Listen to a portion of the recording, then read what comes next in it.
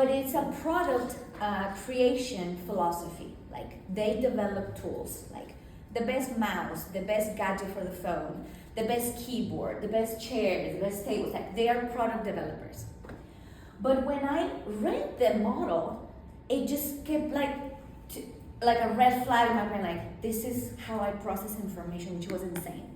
Like to see something that I do naturally put in words and in a methodology, and it's already like working in the world. So self-efficacy is, in psychology, an individual's belief in their capacity to act in the ways necessary to reach specific goals. So self-efficacy affects every area of human endeavor. This is extremely important because when Albert Bandura coined this term, he figured out that once you are able to conquer one thing in full consciousness of it, then the next thing becomes easier. Then the third even easier. Mm-hmm. Then you go for 4 at a time. Then you go for 100 at a time. Like it really affects every area of human endeavor when you're able to build this in.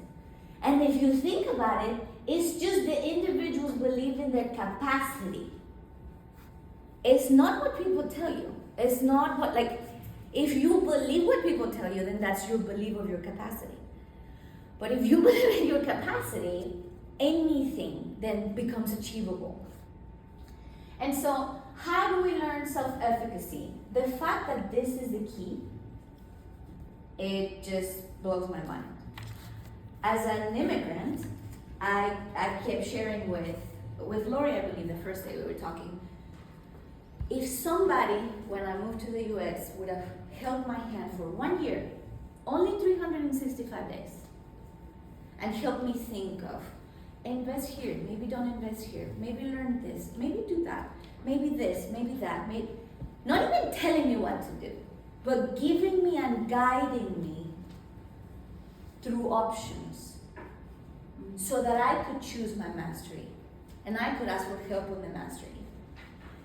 This would have changed everything. I'm not sorry about it, and I love my life in the way that it's going.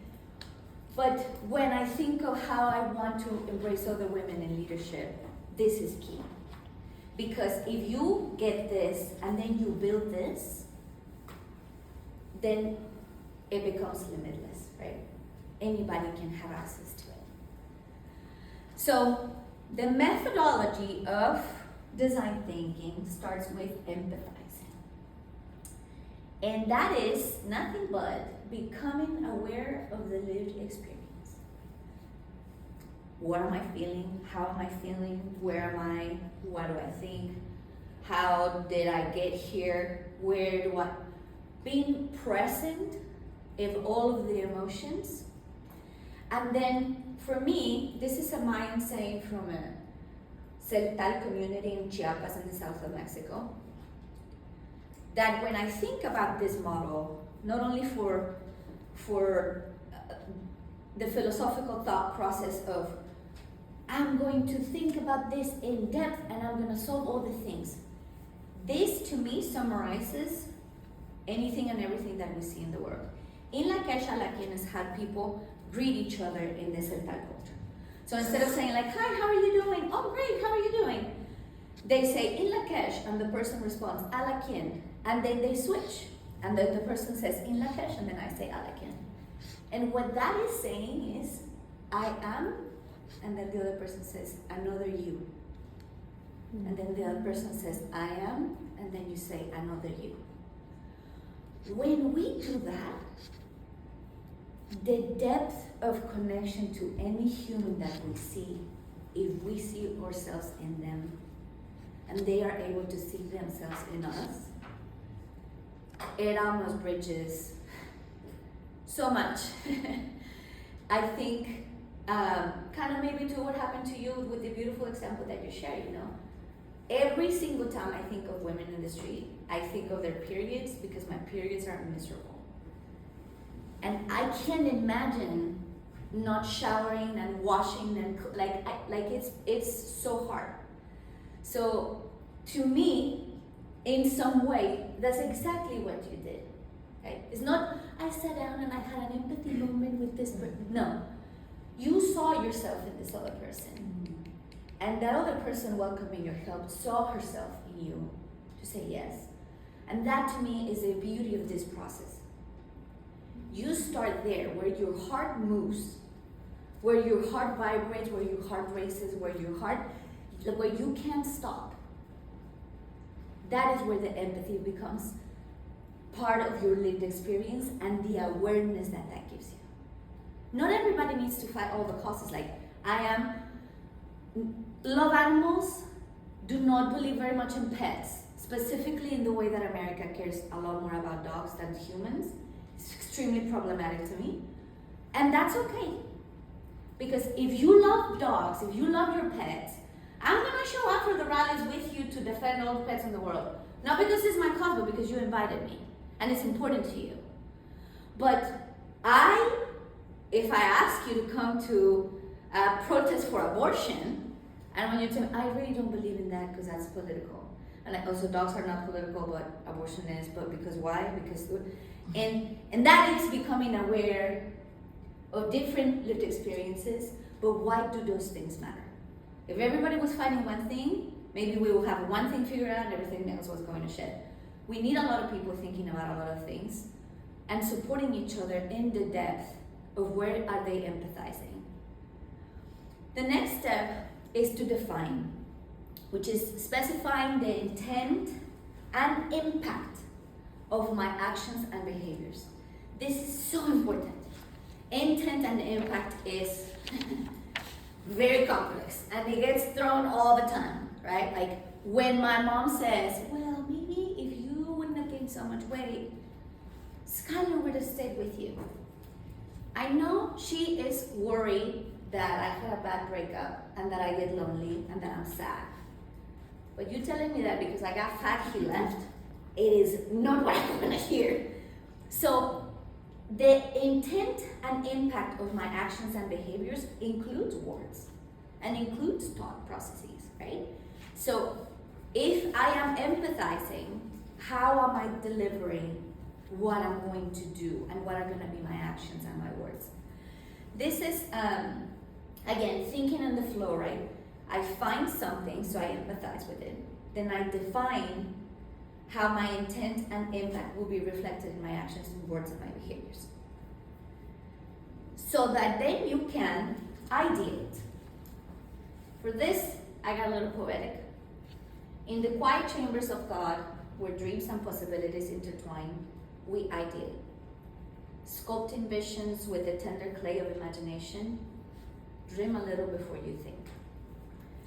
When I've done the workshops that I've been doing with adults, when you ask them to come up with a wild idea, they can't. Like, that's illegal. You can't do that. Ooh, you need too many permits. Ooh, no, you can't do that one there. No, I know that somebody tried to do that and it didn't work. And that, ooh, no, we can't do that. That for sure, no, that's too big. That's too much money. That's too little money. This is where we get a little stuck. But for me, for us here in this group, this is where I want you to always get crazy. Always leaning to the fairy godmothers, the stardust, the gnomes, all of the magical creations that you want, do. Because here, again, I'm gonna keep repeating the model, right? When you empathize, which is something that clicked, like the entrepreneurial journey of Chantel, when something dings her heart, then she starts something, right?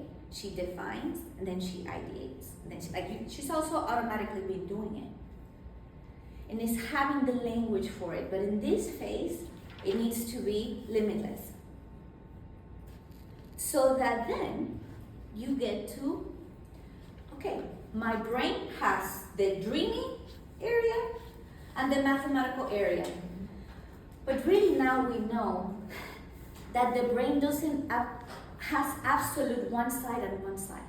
Because there's people that had brain injuries and the other side of the brain rewires the other side of the brain. So now we know that myth of these two brains there's people that have more abilities in one area. There's people that develop some more abilities in one area. But the brain really, any idea is possible.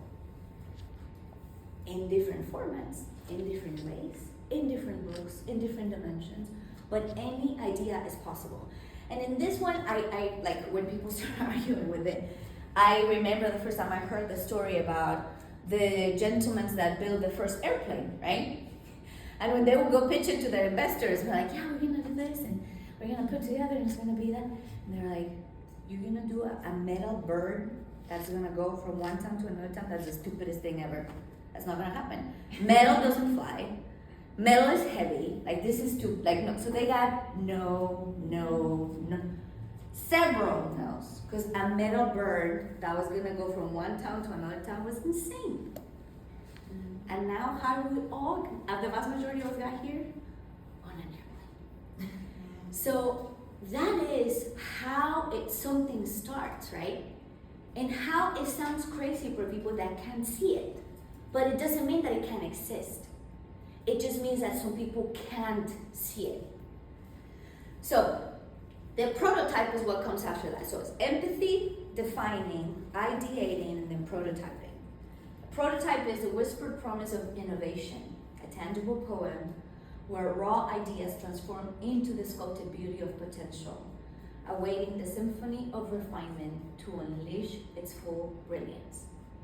Here, all of that creation that you do with the fairy godmother and all the gods and Zeus and Venus and all the things, then you put into a tangible thing, right? Like, okay, who could be my fairy godmother? Ooh, I have a person that's gonna give me $10,000 to start something that is an idea that I have. Ooh, I know that if I ask another investor that hasn't doing this, that might be a person that can help me land this something. So in this, whatever the wildest dream was, starts having some form.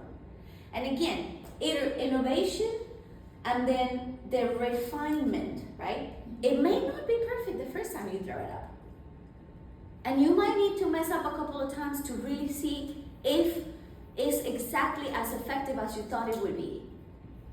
And then you land on it. I think I was sharing with them like one of the things, a lot of people ask me for more videos. And because I am not like the biggest fan of like, it has been like a, but right now, after this retreat, I have full commitment. Like I put it on like, okay, starting October, you might see a lot of videos of me, just because I am wanting to really find a way that I can convey all of this, piquing curiosity, but wanting to know how this model really is the way that we process thoughts, specifically when we are doing good leadership. Because for me, the accumulation of wealth or the accumulation of power are a disservice for the globe, really. And so then there's one thing that is called desire lines.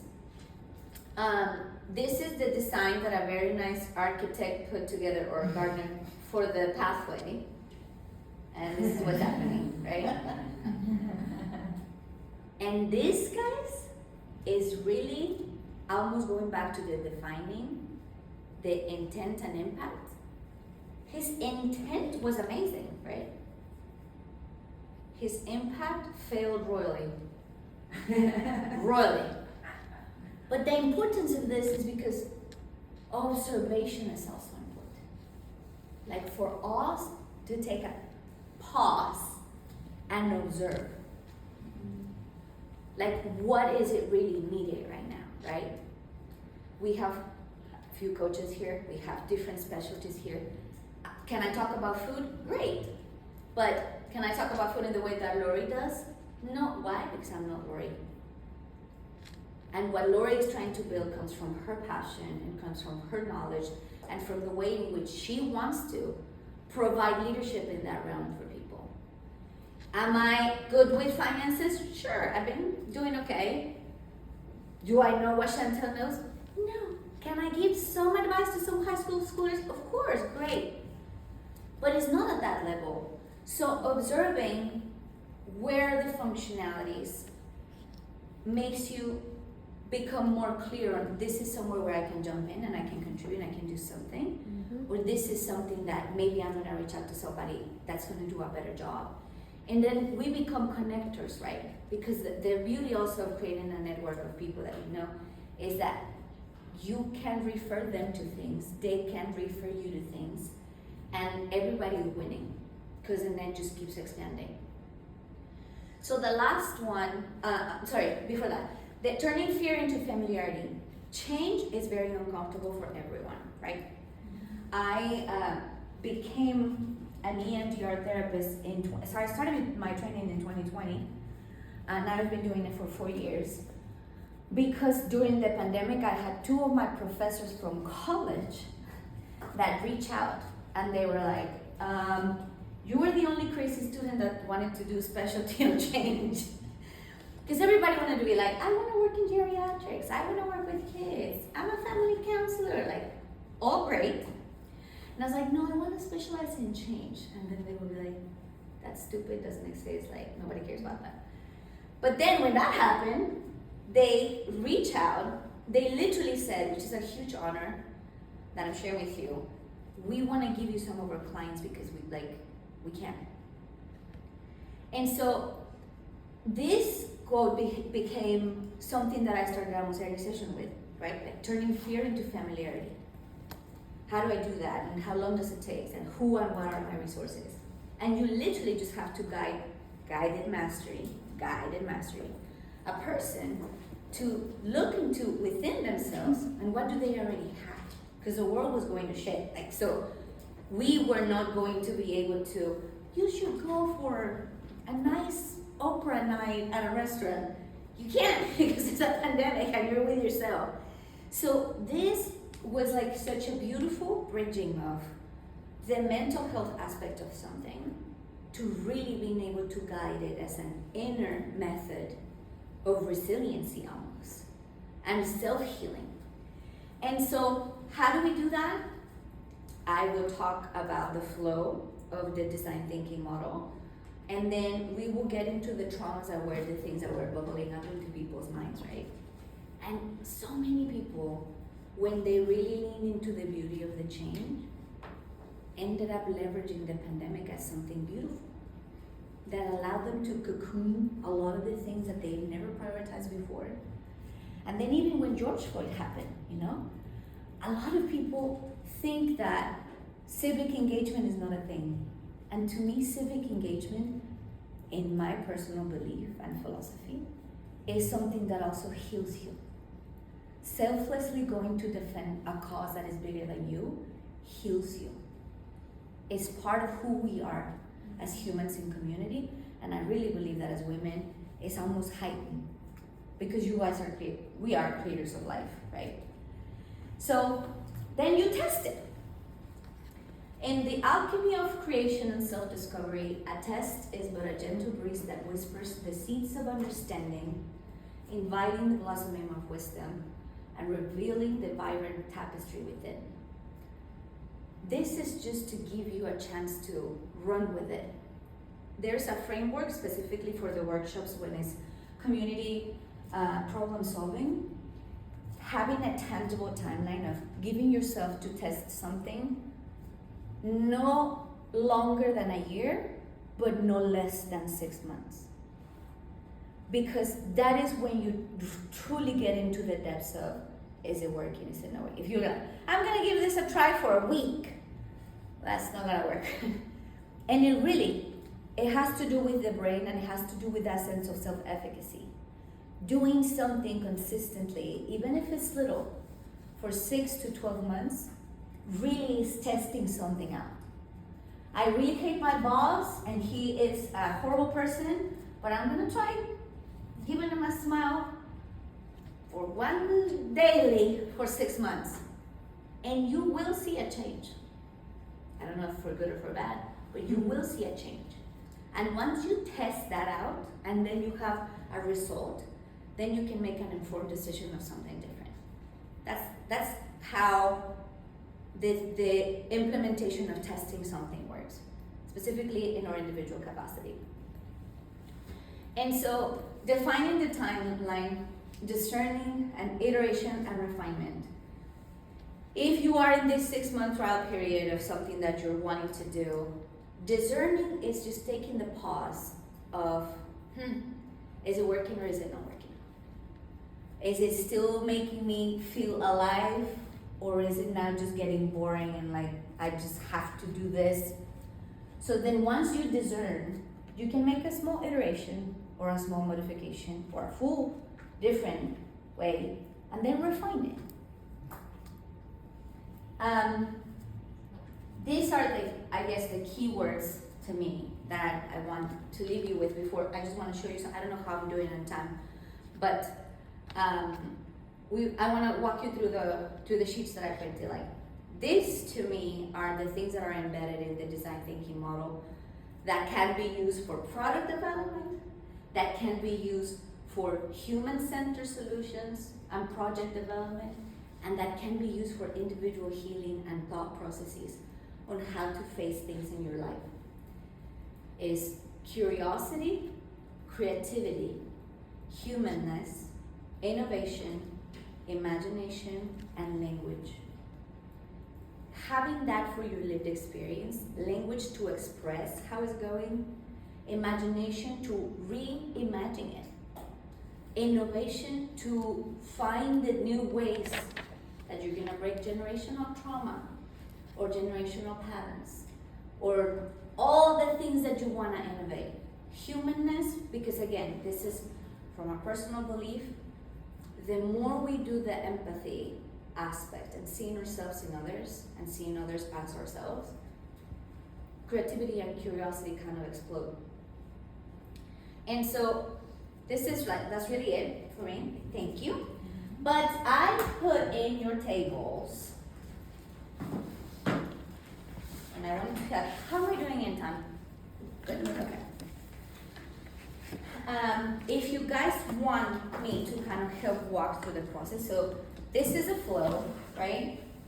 At the top says the order of this flow might be ever changing, but it's a great start to incorporate as a daily practice. Yes, ma'am.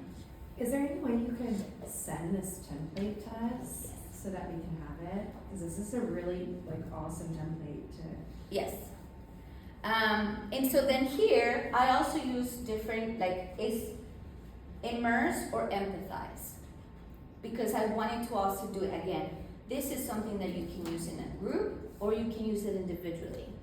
So you can empathize or you can immerse yourselves in something. Then crystallize or define, which is seeing it clear, literally. Then dream or ideate, because to me that dream a little, get crazy. The fairy godmothers and all of the powers that be, great. Then prototype, then validate and test. Then on the next page, you have resources. This is like a great inventory almost also to think about the people that get the honor to stay in your life or the people that need to go. Who are your human resources? Who are great friends, great investors, great preachers, if religion is your thing. Who are the humans that you know that can be a resource for you? Then books and websites. What is a book that is like your Bible? And you go back to and you're like, oh my gosh, every time I read this book or reread this book, it's so great. Then places. Physically going somewhere is a resource. When I go sit by the benches in Austin, by the water by Lady Bird, where 2nd Street, the new library is, it's like I get visions there. So places that are your resource. Places because they hold energy. So identify those for you too. And then practices, right? I gotta share with you also, because with everyone, I did actually a mindfulness practice of the things that I do. I put in a list as a gift for a group of women that I did a workshop with way back. And I'm happy to share it with you all. And it still gets some messages like, I did your shower routine this morning and it was great. Thank you. So practices that you do, making tea, walking to get your coffee, smelling flowers, putting oil on your feet. Like if you have a practice that gives you joy and curiosity and calmness, write it as a resource. So that sometimes when you're super overwhelmed or when life's going to hell and like all the things are falling apart, you have something to go back to. Then the timeline, these are just like little questions to keep thinking of. What am I doing? Like the intention and impact, right? Like what is my behavior that I'm doing? Well, right now I'm getting over this breakup. What is something that I'm doing? Journaling. It's like, am I journaling every day? Am I not journaling? Like what is something I'm doing? Then by when should I do it? Well, I didn't do it this week, but maybe next week I can get 2 pages. You keep yourself accountable on what are some of the actions that you're taking to whatever it is that you're working on. Then how did it go? Is it working? Maybe journaling is not gonna be my thing. Maybe I need to do videos. Maybe you're gonna do video journaling or like however you're gonna start doing it. And then what did I learn? This one is important. Like I'm doing this and what is it that I'm feeling? And then that really starts imprinting this as a methodology that you get really comfortable at doing, that you can do it on the fly. That's why I wanted to check on the time. The last one is discernment. And then you go to iterations, like I tried this, I tried this, I tried this, and so far these 3 haven't worked, or I tried this and then this one really works, or this one, whatever. Refinements. If you're making your matcha tea and then you added honey and cinnamon, and or in work or in personal development, if you were reading a book a year and now you're reading 2 books a year, right? Like refinement implies everything that you are adding or giving fitness to the practice that you do for your growth. And then the introspections, which this one to me is also always like with curiosity, right? Like what is it making me feel? I know that we shared at some point, and I've shared with you guys even with the film, right? I really believe that there is something that happens when you're able to unlock creativity, that then you can put it back in a box. So it's like you are working on yourself to unlock like levels of healing. And once you go up, it's impossible for you to get all the way back down. Even if you get depressed, even if you hit a bad moment, you never start from zero again.